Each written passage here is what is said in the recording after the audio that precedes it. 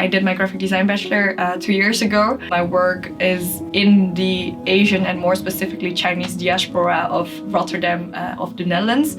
And what we usually do is do a project about our cultural identity and battle misconceptions, misrepresentations with authentic stories about ourselves, our experiences, and do it in a visual and engaging way. I was starting my graduation project, but the day we started, a week I think, it was announced that we were entering a lockdown. The pandemic also, besides making my studies very difficult, it also made my personal life difficult. I was afraid to go outside. I had incidents where people yelled racial slurs at me. So I did for a while distanced myself from my fellow students. I had a great teacher, her name is Tiana. She reached out to me with not the expectations like, why are you not attending class? Why are you not like making your homework? Why are you not doing your readings? No, she was like, how are you feeling? She gave me a lot of theories about cultural identity and the internalized racism I felt, and helped me to understand, okay, I'm not alone doing this. Even though you feel alone, you're not alone. It was hard to do a project about white supremacy within a specific context. I had to graduate, so in a way you wanted to please your teachers, but if your teacher is a white person, then how are you gonna talk about such a sensitive topic? Having facts presented to the examinators and not saying like, oh, this happened to me and I'm mad, and this happened to me and I'm mad, and present it in a more objective way, and also having a creative outlet for it made it easier to talk about it. I made a board game which is called Life of Bing, because I've been called Bing as a joke before. It is a life being seen and being perceived as a stereotypical caricature. So it's looking through this distorted lens with all these misrepresentations towards a person.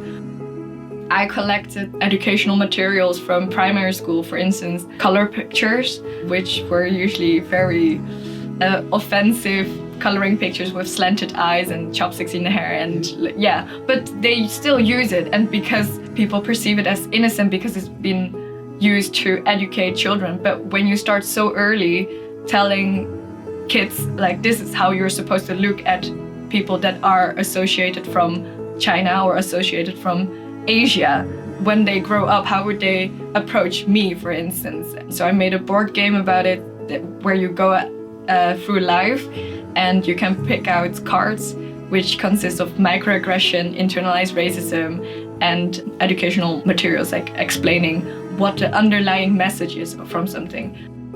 Not being given the opportunity to have a graduation exhibition felt very off, because the goal of our project was to talk and engage with Dutch society. Then I contacted Faye from Space 101 and asked her, well, I told her about my project, and then she gave me her space to do an exhibition.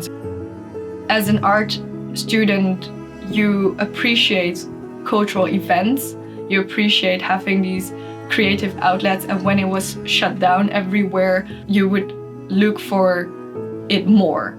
So we had actually people that came because their other exhibitions was cancelled. There were actually 2 people that just saw the poster and came in and were white Dutch, and they played the game with me. And hearing their part of their experience made me realize there's usually not an intention to hurt people. It's just that they don't know better.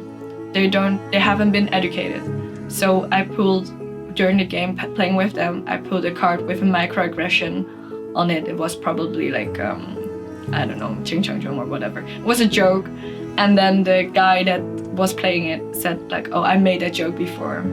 And then another friend started crying, and it was like seeing raw emotions, because at the time when someone is making a joke, I can't process it. I can't tell the person like, hey, do you know what you're doing? Do you know the emotions behind it? But when you're playing the game, you can finally unpack the situation. So for them, it was a moment of realization, like, okay, when I make a joke, it's not just a joke. There's like there are so many layers underneath it, and how it affects a person is not just that moment, but it can stick with you for a long time. And having a moment, a setting where you can unpack it, made them realize and made me realize, like, when someone's making a joke, the intention, it is a joke, but they just don't know better. So for me, it also reconciled a lot of hatred. It gave me a lot of peace. So if I were to redesign it, it will definitely have less in your face FU feelings in it. Yeah. So after the exhibition, we also published a zine in a red envelope. With this zine, we're trying to convey the message like, we don't have to choose. We can live as who we are, and this is the cultural identity I choose to live in and to fully accept and experience it as a whole. So, yeah.